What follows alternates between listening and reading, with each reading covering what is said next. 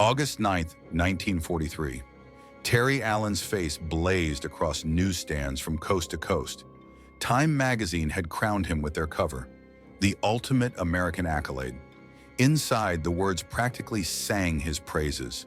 A division commander destined for greatness, gaining personal glory with each hard-won victory.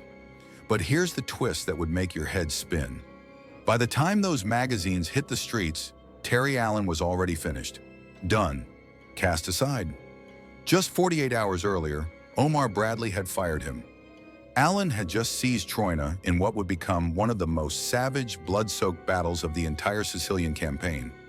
His 1st Infantry Division, the legendary Big Red One, hadn't lost a single major engagement. Not in North Africa, not in Sicily, not once. His men had faced down a German panzer counterattack that could have annihilated the entire Allied invasion.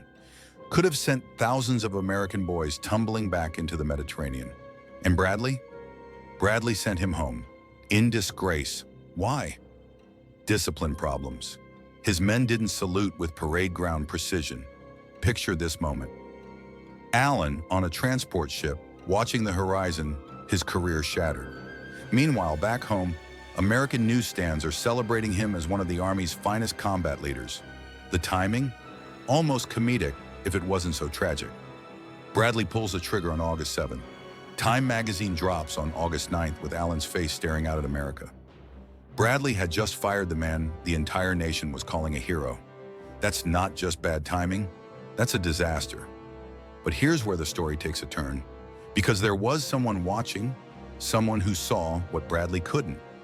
George Marshall, the Army Chief of Staff himself, was about to do something Bradley never saw coming.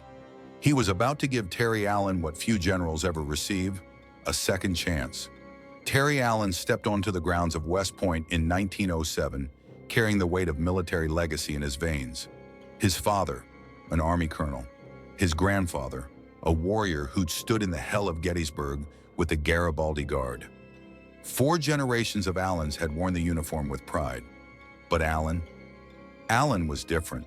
Fundamentally different from the polished, privileged cadets who surrounded him. He battled severe dyslexia, every page in agony, every written word a small war. He compensated through sheer force of will, memorizing everything he could. But academic work, it was torture. He failed out of West Point. Not once, twice. Most men would have heard that message loud and clear. The Army doesn't want you. Move on. Find something else. Forget this dream. Not Terry Allen. He enrolled at Catholic University in Washington, ground through ROTC, and forced his way into the Army through the back door in 1912. A commissioned officer, yes, but not one of them. The regular Army officers? They looked down on him with barely concealed contempt. He hadn't earned it the right way. He wasn't West Point. Allen didn't care, not even a little. He was exactly where he belonged. And for the next 30 years, he would prove something profound. West Point grades mean absolutely nothing when bullets start tearing through the air. World War I transformed Terry Allen into 2 completely different men, depending on who you asked. To the enlisted men, he became a legend, a commander who actually gave a damn. To his superiors, a walking, talking headache that just wouldn't quit. At 30 years old, he commanded an infantry battalion. Regulations said battalion commanders belong behind the lines, safe, directing operations from a distance. Allen?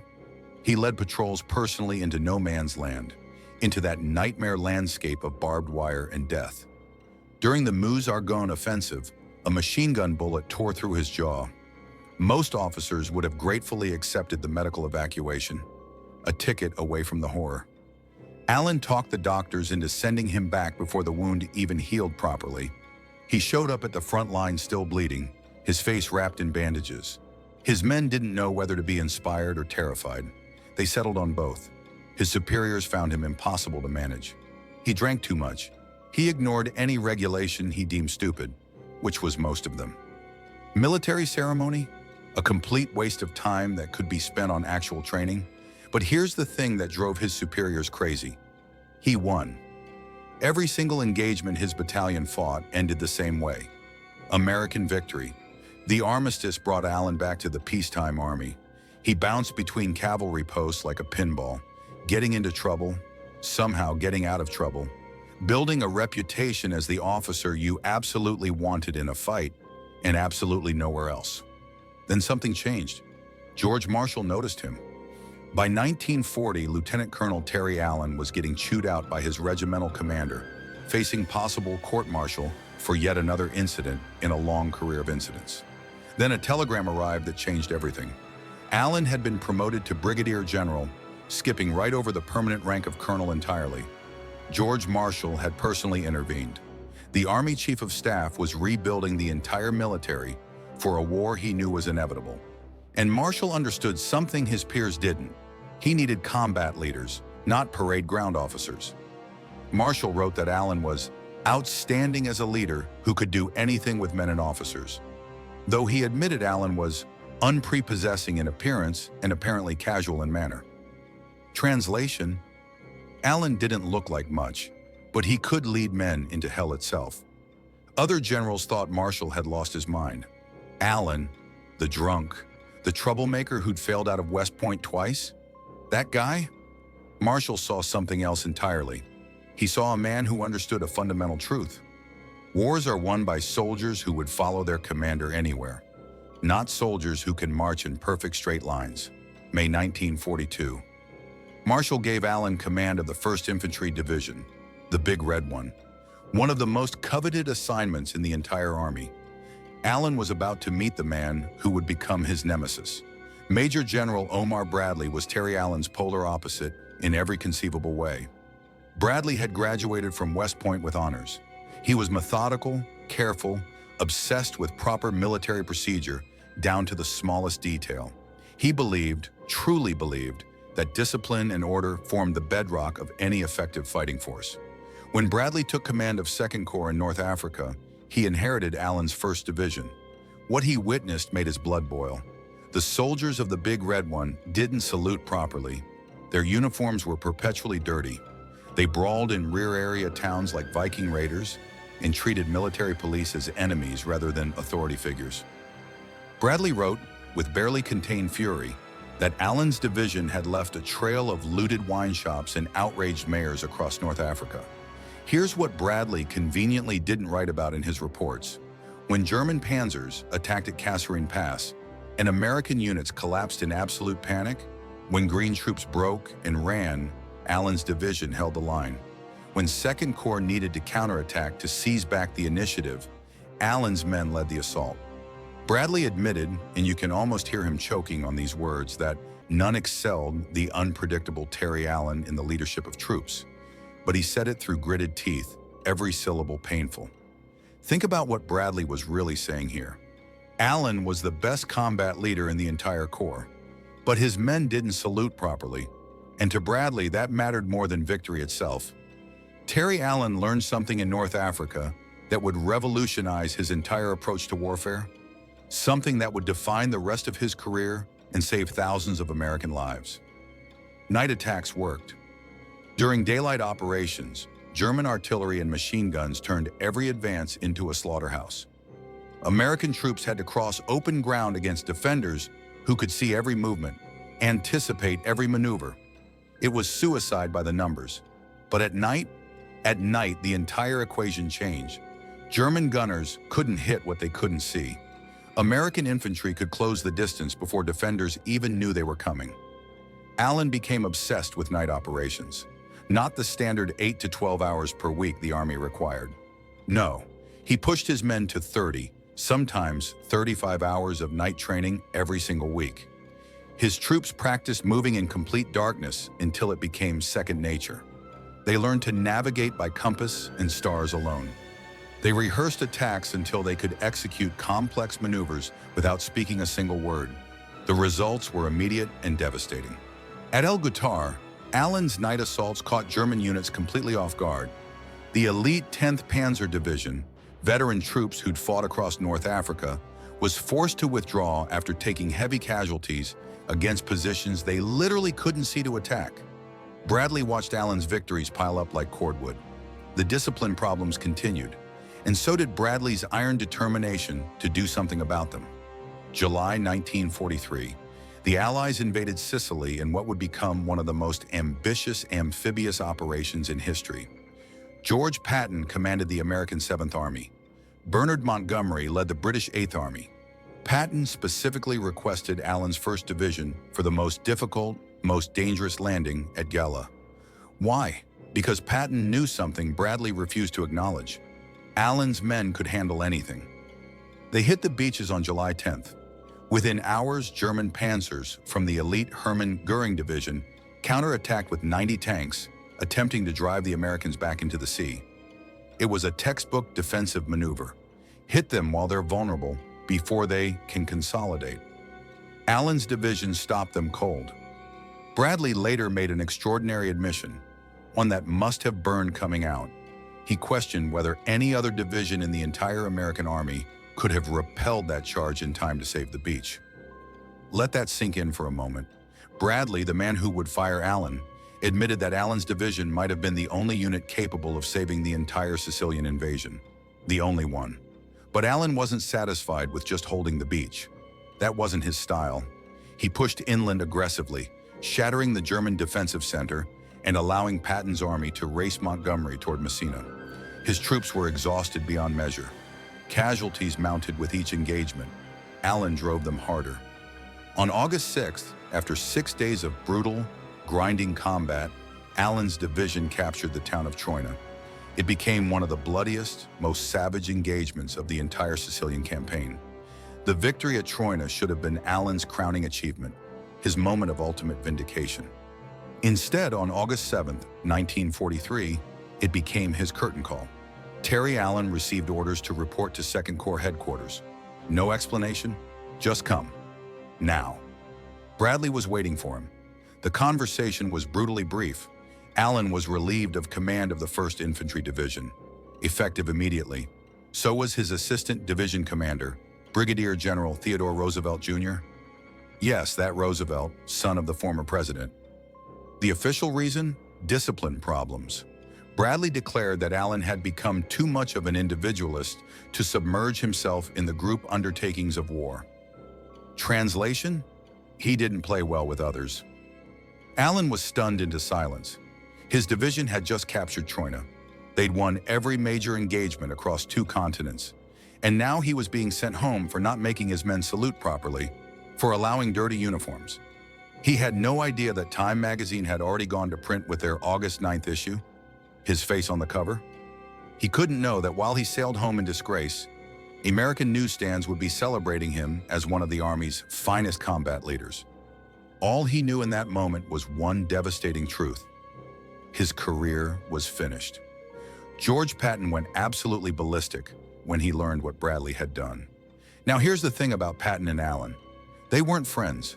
They'd argued constantly, insulted each other over tactics and leadership styles. They were oil and water.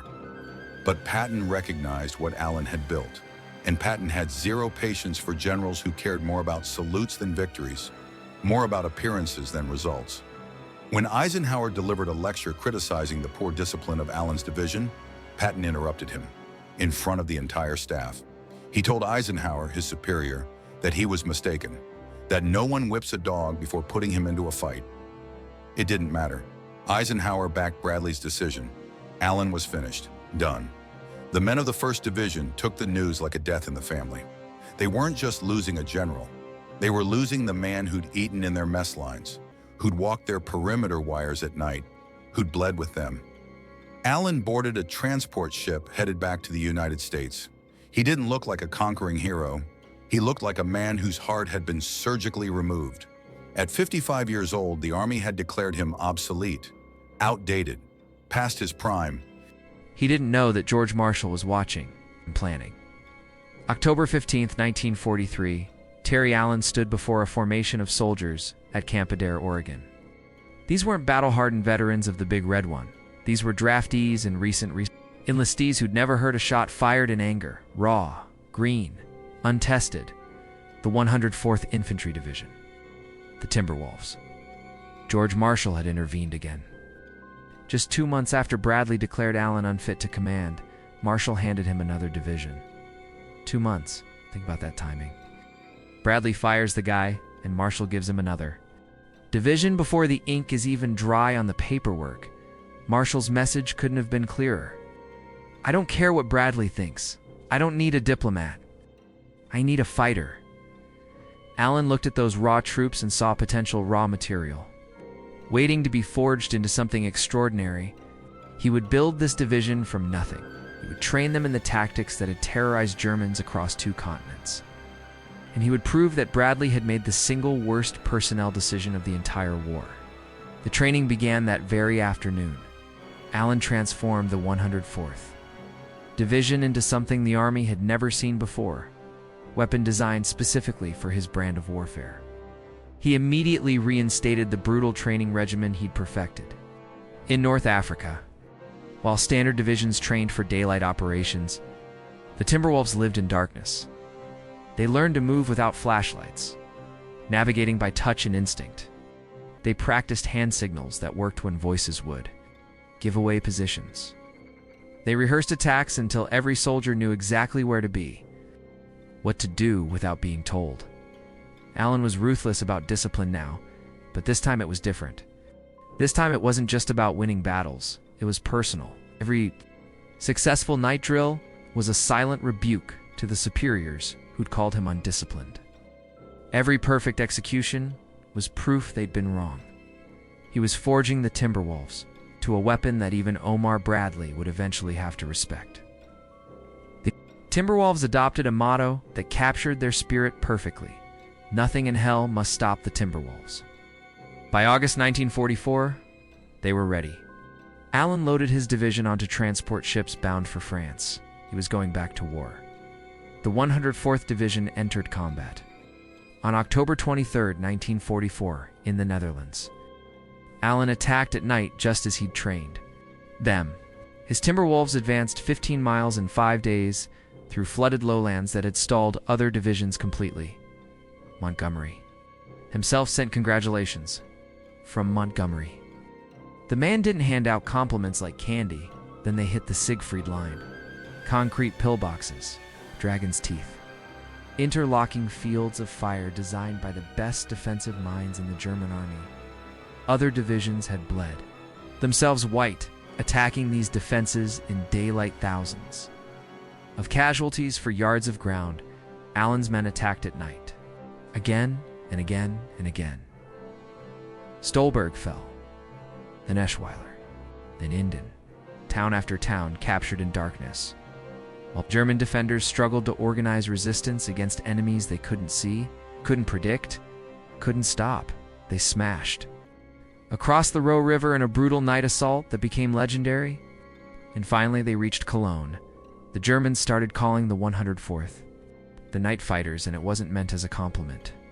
Prisoners told interrogators that fighting them felt unfair. They couldn't see the Americans coming. The normal rules of warfare didn't seem to apply. By spring 1945, Allen's division had crossed the Rhine and was racing toward the Elbe River. They had become exactly what Allen promised Marshall they would be. It's the most feared night fighting unit in the entire European theater. Then they found something that would haunt them forever. The 104th Division reached Nordhausen. On April 11, 1945, they found hell on earth, a concentration camp, 3,000 corpses lying in the open air. Another 750 survivors, emaciated, sick. Dying had been abandoned when the SS fled like rats. The prisoners had been worked to death, building V-2 rockets in underground tunnels. Worked in darkness, beaten in darkness, left to die in darkness. When their usefulness ended, for 6 months, the Timberwolves had owned the night. They'd used darkness as both shield and weapon, mastering it completely. At Nordhausen, they stared into a different kind of darkness entirely. This wasn't the darkness of a moonless battlefield. This was the darkness of the human soul laid bare. Battle-hardened sergeants who hadn't flinched under artillery. Fire broke down completely at what they found in those tunnels. Allen's night fighters had mastered warfare in all its brutal forms, but nothing in their 35 hours of weekly training had prepared them for industrialized extermination. They evacuated the survivors for medical treatment. They ordered local German civilians to bury the dead. to see what they'd allowed to happen. The division's war had barely 2 weeks remaining. The Timberwolves pushed east with cold, focused fury. April 26, 1945. The 104th Division reached the Mulda River and made contact with Soviet forces. They were among the first American units to link up with the Red Army. The war in Europe was effectively over. Allen's Timberwolves had fought for 195 consecutive days without rest. They had never, not once, yielded ground to a counterattack. They had never failed to take an objective, not one. The division that had been handed to Terry Allen as a consolation prize, green draftees, a far cry from the battle-hardened Big Red One, had become one of the most effective, most feared fighting units in the entire war. German prisoners consistently rated the 104th among the American divisions they least wanted to face. The night fighters had earned their reputation through blood and terror. But the cost had been staggering. Nearly 5,000 Timberwolves became casualties, over 1,000 killed in action, young men who would never go home. Allen wrote hundreds of letters to the families of men who died under his command, each one personal, each one acknowledging the specific sacrifice, the individual loss. Omar Bradley never admitted he was wrong about Terry Allen, never. But George Marshall's judgment had been vindicated in the most decisive way possible.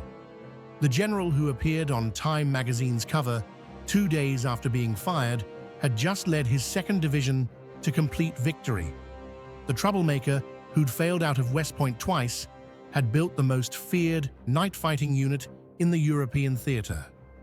Bradley had said Allen was too much of an individualist for modern coalition warfare. Allen had proven something far more important.